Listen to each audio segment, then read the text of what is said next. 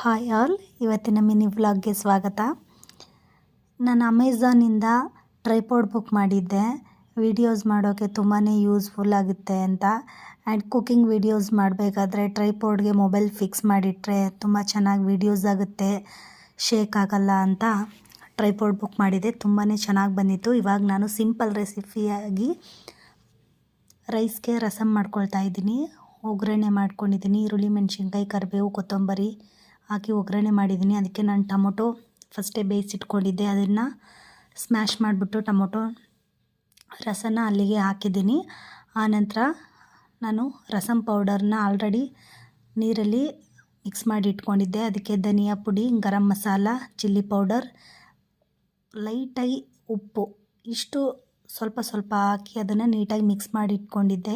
ತುಂಬಾ ಚೆನ್ನಾಗಾಗುತ್ತೆ. ಈ ಥರ ರಸಮ್ ನೀವು ಕೂಡ ಟ್ರೈ ಮಾಡಿ. ತುಂಬಾ ಟೇಸ್ಟ್